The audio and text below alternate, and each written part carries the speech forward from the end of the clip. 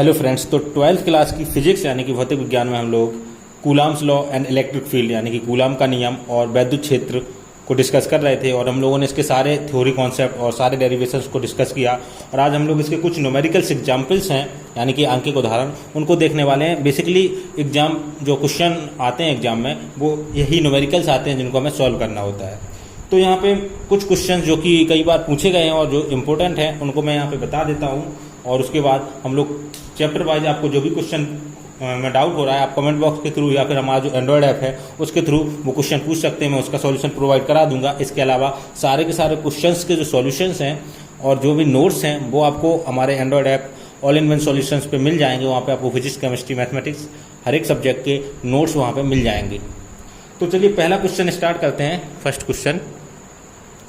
पहला question start करते हैं कि यहाँ पे हमारे पास 10-10 ग्राम के ये क्वेश्चन जो है आपका कई बार एग्जाम में पूछा गया है। तो 10-10 ग्राम के तांबे के दो गोले वायु में 10 सेंटीमीटर की दूरी पे रखे हुए हैं, यानी कि दो तांबे के गोले हैं 10-10 ग्राम के हैं और ये 10 सेंटीमीटर की डिस्टेंस पे रखे हुए हैं। 10 सेंटीमीटर यानी कि 0.1 मीटर। अच्छा, यहाँ पे यूनिट बहुत ज़्यादा इंपॉर्टेंट है तो हमें इसको मीटर में तुरंत कन्वर्ट करना है। तो उसके बाद तांबे के 10⁻⁶ प्रत्येक 10⁻⁶ तांबे के परमाणुओं से के गोले से एक इलेक्ट्रॉन दूसरे इलेक्ट्रॉन पे चला जाता है। यानी कि अगर 10⁻⁶ जो एटम है, परमाणु हैं, उनमें से एक इलेक्ट्रॉन दूसरे गोले पे चला जाता है। यानी कि हर एक एटम से नहीं जा रहा बल्कि 10⁻⁶ एटम है उनमें से एक जा रहा है। ये ध्यान रखना है, दूसरे गोले पे स्थानांतरित किया जाता है। इलेक्ट्रॉनों के स्थानांतरण यानी कि इलेक्ट्रॉन जब इसमें से निकल जाते हैं एक से दूसरे में पहुंच जाते हैं, इनके बीच में जो कूलाम बल लग रहा है यानी कि जो फोर्स लग रहा है, फोर्स का सिंपल सा फॉर्मूला था 1/4πε0 Q1 Q2/r², है ना। तो हमें r यहाँ पे डायरेक्टली दिया हुआ, ये हमारा क्या है, r है। तो r हमें दिया हुआ, ये कांस्टेंट होता है 9 × 10⁹ तो इसके लिए हमें कोई टेंशन नहीं है। लेकिन हमें यहाँ पे Q1 और Q2 निकालना है और Q1 और Q2 दोनों बराबर होंगे क्योंकि जितने इलेक्ट्रॉन यहाँ से जाएंगे उतने ही इलेक्ट्रॉन यहाँ पहुँचेंगे। लेकिन ये कितने, ये हमें निकालना है। तो यहाँ पे हमें वेट दिया है 10 ग्राम। अब यहाँ पे हमें कुछ चीज़ें और भी दी हुई हैं, जैसे एवोगाड्रो नंबर n दिया है हमें। इसकी ज़रूरत क्यों पड़ेगी ये अभी हम लोग केमिस्ट्री में भी पढ़ चुके होंगे, बाकी मैं यहाँ पे आपको एक्सप्लेन करूँगा। 10⁻23 मोल पर मोल, यानी कि एक मोल में इतने परमाणु होते हैं। हमें क्योंकि परमाणुओं की संख्या निकालनी तभी हम निकाल पाएंगे, हमें एटम की संख्या निकालनी है तभी हम निकाल पाएंगे कितने इलेक्ट्रॉन ट्रांसफर हुए हैं, ठीक है। और इसका जो हमारे पास तांबे का, क्योंकि ये कॉपर का है तो इसका जो एटॉमिक वेट है, परमाणु भार, वो दिया हुआ है 63.5 ग्राम पर मोल। तो यहाँ पे भी आपको समझ में आ जाता है कि ग्राम पर मोल यानी कि एक जो इतने ग्राम है पर मोल। और यहाँ पे हमारे पास इलेक्ट्रॉन का आवेश हमें पता ही होता है, ई पे जो चार्ज होता है वो होता है 1.6 ×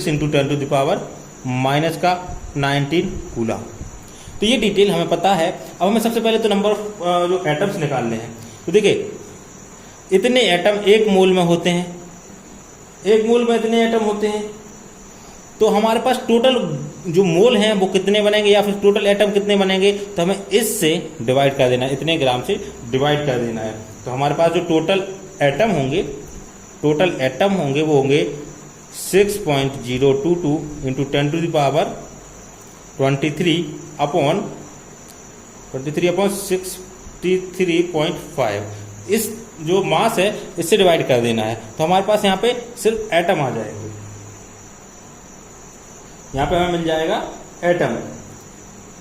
और चूंकि हमारे पास टोटल ये 1 ग्राम के लिए है और हमारे पास कितने ग्राम है, 10 ग्राम, 10 ग्राम। तो ये 10 ग्राम हमें यहाँ पे 10 का मल्टीप्लाई कर देना है क्योंकि हमारे पास 10 ग्राम जो कॉपर है वो है। तो इस तरीके से इसको ऐसे भी समझ सकते हैं। ये अगर थोड़ा सा कॉम्प्लिकेटेड हो रहा हो तो इसको समझने की कोशिश करिए। क्या है, हमारे पास 10 ग्राम है, 10 ग्राम है, उसमें कितने मोल बनेंगे, तो वेट अपॉन एटॉमिक वेट, इससे हमें मोल निकाल लेने हैं। तो 63.5 इतने मोल बनेंगे और एक मोल में इतने इलेक्ट्रॉन होते, सॉरी इतने एटम होते हैं। तो इतने मोल में कितने एटम होंगे, तो इसमें 6.022 × 10⁻23 से मल्टीप्लाई कर देंगे। ये कॉन्सेप्ट जो है केमिस्ट्री का है, फिर भी मैंने यहाँ पे एक्सप्लेन किया। अगर आपको समझ में आ गया तो बहुत अच्छी बात है, चाहे ये कॉन्सेप्ट समझ में आया ये कॉन्सेप्ट समझ में आया। तो जब इसको सॉल्व करेंगे तो आपके पास कोई वैल्यू आएगी, मैंने इसको पहले ही सॉल्व कर लिया। तो ये आएगा 9.48 48 इंटू 10 टू द पावर 22 इतने एटम आएंगे। इतने एटम आएंगे और एक एटम से कितना 10 टू द पावर 6 एटम से एक इलेक्ट्रॉन जा रहा है। तो टोटल इलेक्ट्रॉन जो ट्रांसफर हो रहे होंगे वो कितने इलेक्ट्रॉन ट्रांसफर हो रहे होंगे, तो हमें इसमें 10 टू द पावर 6 का डिवाइड कर देना है। तो यहाँ पे जो डिवीजन होगा वो किस तरीके से होगा वो देख लेते हैं। यहाँ पे हमारा जो डिवीजन होगा वो यहाँ पे कितना होगा वो हम देख लेते हैं। तो यहाँ पे हमारा टोटल जो Q होगा वो होगा 9 into 10 to the power 9.48 into 10 to the power 22 divide by 10 to the power 6। इतने मतलब कि 10 टू द पावर 6 में से एक इलेक्ट्रॉन बच रहा है, तो कितने इतने इलेक्ट्रॉन ट्रांसफर होंगे, तो उस इलेक्ट्रॉन का मल्टीप्लाई भी करना है। इतने इलेक्ट्रॉन ट्रांसफर होंगे तो जो भी वैल्यू आएगी वो हम रख लेंगे। तो यहाँ पे अगर हम लोग बात करें Q की, तो Q आ जाएगा, ये टोटल वैल्यू आएगी N। एक फॉर्मूला और होता है Q इक्वल टू NE। तो ये वैल्यू जो होगी वो N होगी और ये होगी E। तो टोटल हमारे पास जो कूलम हमें आवेश आ जाएगा Q इक्वल टू आ जाएगा, अगर हम इसको सॉल्व करें तो हमारे पास समथिंग वैल्यू आएगी 1 जब E की वैल्यू रखेंगे तो E की मैं यहाँ पर डायरेक्ट वैल्यू रख दे रहा हूँ, आप नेक्स्ट स्टेप में रख सकते हैं 1.6 into 10 to the power minus का 19 माइनस का 19, तो आएगा 1.517 into 10 to the power minus 2 coulomb. अब हमें सिंपल सा ये जो हमारा फॉर्मूला है फोर्स का उसमें ये वैल्यू रख देनी है। तो ये वैल्यू रखेंगे तो F इक्वल टू आ जाएगा 1/4 pi epsilon not Q1 Q2 दोनों बराबर हैं, तो Q1 और Q2 की वैल्यू ये आ जाएगी 1.517 into 10 to the power minus 2 और same value again into 1.517 into 10 to the power minus का 2 और अपॉन में R स्क्वायर यानी 0.1 का होल स्क्वायर। और ये हमारा फाइनल वैल्यू इस 9 इंटू 10 टू द पावर 9 आएगा, तो हमारी जो फाइनल वैल्यू आ जाएगी 2.07 into 10 to the power 8 newton. ये हमें न्यूटन लिखना बहुत ज़रूरी है, याद रखिए जो भी क्वेश्चन करें तो हमें लास्ट में यूनिट लिखना बहुत ज़रूरी है। जैसे कि मैंने यहाँ पे जो कुछ भी लिखा सब में यूनिट पहले लिखी है। तो ये एक क्वेश्चन है जो एग्जाम में कई बार पूछा गया है, इंपॉर्टेंट क्वेश्चन है इसलिए मैंने इसको बता दिया। तो इस टाइप के भी क्वेश्चन अगर आपको आते हैं तो आप इसको कर पाएंगे। अब मैं इसको इरेज कर रहा हूँ और नेक्स्ट क्वेश्चन अगला क्वेश्चन यहाँ पे हम लोग सॉल्व करेंगे। तो हम लोग यहाँ पे नेक्स्ट क्वेश्चन को देखते हैं। तो नेक्स्ट क्वेश्चन क्या कह रहा है कि यहाँ पे हमारे पास एक जो हमारे पास स्क्वायर है यानी कि वृत्त जिसको बोलते हैं, जिसकी चारों साइड इक्वल होती हैं। यहाँ पे एक स्क्वायर है जिसकी साइड है A, यानी कि चारों जो साइड होंगी वो A बराबर होंगी। ठीक है, ये यहाँ पे साइड दी हुई है A, तो मैं एक ही तरफ लिख रहा हूँ, दो तरफ लिखने की जरूरत नहीं है क्योंकि ये स्क्वायर है। ठीक है, अब यहाँ पे कुछ जो चार्जेस हैं वो इस तरह से हैं कि यहाँ पे +2 कूलम, यहाँ पे -Q, यहाँ पे +Q और यहाँ पे -2Q। ये फोर्सेस, ये आपके जो चार्जेस है वो इस तरह से रखे हुए हैं +2 -2 +Q -Q। अब हमें यहाँ पे इसके पॉइंट सेंटर पे हमें फाइनल जो है इलेक्ट्रिक फील्ड और उसकी डायरेक्शन फाइंड आउट करनी है। इलेक्ट्रिक फील्ड और डायरेक्शन फाइंड आउट करनी है। चलिए इस क्वेश्चन को हम लोग सॉल्व करते हैं। तो बेसिकली इस क्वेश्चन को सॉल्व करने के लिए मैं एक बार इस डायग्राम को नीचे बनाता हूं ताकि यहाँ पे कोई चेंजेस ना करने पड़े। तो सबसे पहले तो E का हमें फॉर्मूला पता होना चाहिए। E का फॉर्मूला है 1/4 पाई एप्सिलॉन नॉट Q/r²। ये हमारा सिंपल सा E का फॉर्मूला है, जो फॉर्मूला हमें पता होना चाहिए। इसके बिना हम क्वेश्चन को सॉल्व नहीं कर पाएंगे। अब देखिए इस डायग्राम को मैं नीचे बना दे रहा हूँ। तो ये हमारा डायग्राम इस तरीके से मैं बना दे रहा हूँ। इसको थोड़ा सा बड़ा बना रहा हूँ ताकि समझने में आसानी रहे। तो यहाँ -2Q, यहाँ पे -Q, सॉरी ये प्लस का 2Q है, ये माइनस का 2Q और ये प्लस का Q। अब देखिए ये जो डायरेक्शन, ये जो डिस्टेंस होगी, ये वाली डिस्टेंस ये होगी, ये डायगोनल है। तो हमारे पास यहाँ पे सिंपल सा डायगोनल होता है। डायगोनल D इक्वल टू होता है √2 इंटू साइड। तो ये हो जाएगा डायगोनल D हो जाएगा, ये हो जाएगा A√2। क्लियर है, ये √2 हमारा ये वैल्यू हो जाएगी, ये पूरी लेंथ। लेकिन हमें लेंथ कितनी निकालनी है, सिर्फ सेंटर तक। तो ये लेंथ हमें R निकालनी है। R जो वैल्यू होगी, तो R की वैल्यू होगी इसका आधा, डायगोनल का आधा। तो यहाँ पे हमारी वैल्यू हो जाएगी A√2 y2, ये सिंपल सा फॉर्मूला होता है आपका स्क्वायर का डायगोनल निकालने का। तो ये देखिए √2 से ये 2 कटेगा तो ये हो जाएगा a/√2। अगर ये आपको कैलकुलेशन नहीं आती तो आप डायरेक्ट ये वैल्यू भी रख सकते हैं। तो यहाँ पे हमारी ये वैल्यू आ जाएगी। अब देखिए करना क्या है हमें, यहाँ पे हमारे पास इन चारों के कारण 4 जो इंटेंसिटी होंगी, यानी कि इलेक्ट्रिक फील्ड होगी, वो 4 तरह की होगी। इसके कारण प्लस के कारण प्लस की ऊपर की ओर होगी, तो इसको मैं मान ले रहा हूँ E1, इसको मान ले रहा हूँ E1। देखिए इसके बाद इसकी वजह से इसी तरफ होगी, बाकी चूंकि डायगोनल दोनों तरफ स्क्वायर है तो ये जो R होगा सबके लिए सेम होगा, इसको मैं मान ले रहा हूँ E2। क्लियर है। और इस प्लस की वजह से दूर की ओर होगी तो इसको मैं मान ले रहा हूँ इस तरफ होगी, तो इसको मैं मान ले रहा हूँ E3। और इसकी वजह से माइनस है तो माइनस की ओर होगी इधर, इसको मान ले रहा हूँ E4। क्लियर है। ये सारे डायग्राम चारों बनाने के बाद आई थिंक ये आपको दिख नहीं रहा होगा, मैं इसको दोबारा बना देता हूँ, ये देखिए ठीक है। अब देखिए आपको ऐसे ही डायग्राम बनाने, बाकी जो नोट्स है वहाँ पे ये क्वेश्चन ऑलरेडी सॉल्व है तो आप वहाँ पे देख सकते हैं, और सारे के सारे नोट्स आपको ऑल इन वन सॉल्यूशंस में मिल जाएंगे। इसके अलावा अगर आपको वेक्टर्स कैसे सॉल्व करते हैं, इसमें कोई इशू है, कोई डाउट है, तो फिजिक्स फर्स्ट में मैंने वेक्टर को कैसे सॉल्व करना है, वेक्टर के जितने भी क्वेश्चन हैं, जैसे यहाँ पे 4 वेक्टर आ रहे हैं तो उनका रिजल्टेंट निकालना है, तो वो थोड़ा सा टफ होता है, लेकिन आप वेक्टर वाले कॉन्सेप्ट में जाएंगे तो आपको बहुत ही आसानी से समझ में आ जाएगा। तो फिजिक्स फर्स्ट में आप जाएंगे, यूट्यूब पे वीडियो मैं पहले से ऑलरेडी अपलोड कर चुका हूँ, तो वहाँ से आपको मिल जाएंगे। अब देखिए इसके लिए हमें सॉल्व करना है, तो सबसे पहले तो E1 निकाल लीजिए। E1 जो वैल्यू आएगी वो आएगी 1/4πε0। अब देखिए इसमें Q/R, ये हमारा जो फॉर्मूला है इस फॉर्मूले से, तो Q क्या है इसमें, E1 निकालना है। E1 किसकी वजह से, 2 + 2Q की वजह से, तो 2Q/R। R की वैल्यू क्या है, a/√2 का होल स्क्वायर। क्लियर है। E2 निकाल लेते हैं, या इसको हम और सॉल्व करें तो 1/4πε0।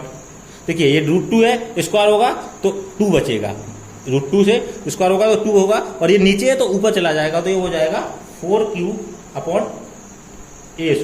क्लियर है। अब E2 निकाल लेते हैं। E2 निकलेगा 1/4πε0, और ये E2 किसकी वजह से निकल रहा है, E2 देखिए इस तरफ से -2Q की वजह से E2 निकल रहा है, E2 -2Q की वजह से निकल रहा है, तो इसको आ जाएगा 2Q/a/√2 का होल स्क्वायर। तो ये भी कितना आ जाएगा, 1/4πε0 4Q/a²। ठीक है। अब देखिए नेक्स्ट वैल्यू हम निकालते हैं, नेक्स्ट वैल्यू E3, तो ये हो जाएगा 1/4πε0। अच्छा E3 कौन सा है, E3 हमारा ये है, यानी कि +Q के कारण,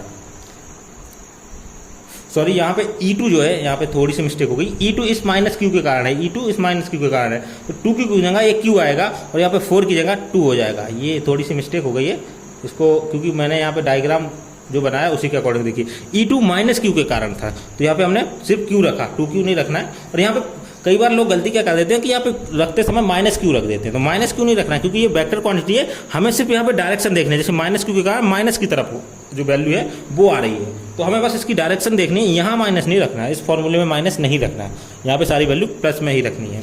तो ये हमारी वैल्यू आ गई, और इसके बाद ये हमारा सॉल्यूशन आ गया। तो यहाँ पे देखिए 2 का स्क्वायर होगा, √2 का तो 2 होगा, और ये ऊपर जाएगा तो 2Q/r²। E3 जो वैल्यू है E3 वो इस +Q के कारण है, तो ये हो जाएगा Q/a/√2। ठीक है, और इसका स्क्वायर, तो ये हो जाएगा 1/4πε0, ये हो जाएगा 2Q/a²। ठीक है, E3 निकल आया। अब हम निकालते हैं E4। E4 किसकी वजह से है, E4 जो हमारा है वो है -2Q की वजह से, तो E4 निकालेंगे हम। E4 की वैल्यू आ जाएगी 1/4πε0 2Q/, यहाँ पे भी हमें माइनस नहीं रखना है, क्योंकि माइनस से हम सिर्फ डायरेक्शन चेक करेंगे कि इस तरफ डायरेक्शन जा रही है। इसको मैं डिटेल में बता चुका हूँ इलेक्ट्रिक फील्ड में कि डायरेक्शन माइनस होगा तो माइनस की तरफ होगी, प्लस होगा तो प्लस से दूर की ओर होगी, तो 2Q/a/√2 का होल स्क्वायर, तो ये हो जाएगा 1/4πε0 4Q/a²। ठीक है, E1 E2 E3 E4 निकल आया। अब इसी डायग्राम को हम चाहें तो यहाँ पे बना सकते हैं, ये इस तरह से बन रहा है। देखिए ये हमारा है E4, इस डायरेक्शन में चला जाएंगे तो ये हमारा E2, और अगर हम इस डायरेक्शन में इसकी बात करें तो ये होगा हमारा E1 और ये हमारा हो जाएगा E3। ठीक है, तो देखिए हमारे पास अगर हम बात करें E1 और E4, E1 और E4 बराबर हैं और E2 और E3 बराबर हैं। E2 और E3 यानी कि E2 और E3 बराबर हैं। अब हमें क्या करना है, वेक्टर फॉर्म से इसको हम लोग सॉल्व कर सकते हैं। तो वेक्टर फॉर्म से जब इसको सॉल्व करेंगे तो हमारा रिजल्टेंट हम इसको कॉस और साइन में तोड़ सकते हैं बहुत ही आसानी से। तो करना क्या है, देखिए E2 और E4 एक ही डायरेक्शन में है, अपोजिट डायरेक्शन में है, तो ये इसमें से E4 में से E3 सब्ट्रैक्ट हो जाएगा। तो रिजल्टेंट जो हमारा आएगा, देखिए जो बड़ा होगा वो बचेगा। E4 बड़ा है, यहाँ पे देख सकते हैं आप, E4 बड़ा है और E2 छोटा है, ये दोनों एक ही डायरेक्शन में है। तो फाइनली E2 और 4 का जो रिजल्टेंट आएगा, 4-2 मैं कह दे रहा हूँ, या फिर यहाँ पे कुछ भी लिख सकते हैं, E डैश लिख सकते हैं। तो जरूरी नहीं है कि हम जो लिख रहे हैं वही लिखें, आप अपने हिसाब से E डैश ले सकते हैं। E डैश हो जाएगा आपका E4 बड़ा है minus E2, E4 minus E2, जो कि हमारा रिजल्ट आएगा 1/4 pi epsilon not 4 upon a square minus 1/4 pi epsilon not 2q upon a square. ठीक है, तो ये हमारा E डैश आ जाएगा। देखिए 1/4 पाई एप्सिलॉन नॉट तो बाहर आ जाएगा, 4q बचे 2q गया तो 2q बचा, तो 1/4 pi epsilon not 2q upon a square. ये E डैश आ गया और इसकी डायरेक्शन क्या होगी, क्योंकि ये बड़ा है ये छोटा है तो इसकी डायरेक्शन होगी यहाँ, इस डायरेक्शन में। तो मैं यहाँ फिगर बना दे रहा हूँ, तो ये रिजल्टेंट यहाँ आ गया E डैश और इसकी वैल्यू ये है। ठीक है, अब हम E डबल डैश निकाल लेंगे। E डबल डैश मतलब कि E1 बड़ा है E3 छोटा है, तो E1 माइनस E3। तो E नाम मैं दे रहा हूँ, कुछ भी दे सकते हैं आप। तो ये डबल डैश की जगह आप E1 2 3 या EA EB कुछ भी दे सकते हैं। तो यहाँ हो जाएगा E1 माइनस E3, और इसकी भी वैल्यू चूंकि सेम है, 4 में से 2 जाएगा तो ये बचेगा, इन दोनों की बात कर रहे हैं हम, तो यहाँ बचेगा 1/4 pi epsilon not 2q upon a square. तो ये हमारा फाइनल E1 यहाँ पे E डबल डैश इस तरफ आ गया, E डबल डैश, और दोनों की वैल्यू इक्वल है, तो इसका रिजल्टेंट जो जाएगा ये वेक्टर फॉर्म से, वेक्टर मैं इसको सॉल्व करना बताया है, तो हमारा फाइनल E इस डायरेक्शन में जाएगा। और इसका सिंपल सा फॉर्मूला क्या होता है, यहाँ पे हम इसका सिंपल सा फॉर्मूला बता सकते हैं। E इक्वल टू होता है √ E डैश का square plus E double dash का स्क्वायर, और ये सीधे ऊपर की डायरेक्शन में जाएगा। तो ये हमारा फाइनल रिजल्ट हो जाएगा। जब हम इसका स्क्वायर करेंगे, देखिए ये कॉमन है, ये सब बाहर आ जाएगा और सीधे √2 से मल्टीप्लाई हो जाएगा। तो यहाँ पे क्योंकि ये सब सेम है, ये वैल्यू भी E डैश भी सेम आया, E डबल डैश भी सेम आया, तो ये दोनों जब ऐड करेंगे और जब हम कॉमन लेके बाहर लेंगे तो ये सीधे बचेगा 1/4 pi epsilon not 2q upon a square, और बचेगा √2। ये हमारा फाइनल रिजल्ट आ जाएगा। ये जो वैल्यू बचेगी ये √2 बचेगी, ये हमारा फाइनल वैल्यू आ जाएगी। तो चाहे तो आप इसको आराम से इस वैल्यू को रख करके सॉल्व कर सकते हैं, या फिर डायरेक्टली मैंने यहाँ लिख दिया तो आप समझ सकते हैं। तो बेसिकली मैंने यहाँ पे 2 क्वेश्चन सॉल्व करके बताए, अभी 2 या 3 क्वेश्चन और नेक्स्ट वीडियो में मैं सॉल्व करूंगा, क्योंकि ये वीडियो काफ़ी लेंदी हो रहा है। तो 2 या 3 क्वेश्चन और सॉल्व करेंगे, उसके बाद हम लोग नेक्स्ट चैप्टर पर जाएंगे। ताकि ये मैं क्वेश्चन इसलिए बता रहा हूँ ताकि आप अपने जो चैप्टर में जो भी क्वेश्चन है उन सब क्वेश्चन को आप आसानी से सॉल्व कर पाएँ। तो यहाँ पे आई थिंक कि आपको ये दोनों क्वेश्चन समझ में आ गए होंगे। यहाँ पे एक फोर्स का क्वेश्चन था और एक इलेक्ट्रिक फील्ड का क्वेश्चन था। तो मैंने दोनों कंसेप्ट पे एक क्वेश्चन बताए हैं। और अगर आपको वीडियो पसंद आया इसको लाइक कर दीजिए, और अगर आपने अभी तक चैनल को सब्सक्राइब नहीं किया तो इसको सब्सक्राइब कर लीजिए, और अपने दोस्तों के साथ इन वीडियोज़ को शेयर कीजिए ताकि वो भी घर बैठे फिजिक्स को आसानी से सीख सके। और अगर आपने अभी तक हमारा Android app all in one solution install नहीं किया तो इसको गूगल प्ले स्टोर से जाकर इंस्टॉल कर लीजिए, ताकि आप जो नोट्स है वो सब आपको आसानी से मिल सकें। तो मिलते हैं नेक्स्ट वीडियो पे। Thank you for watching.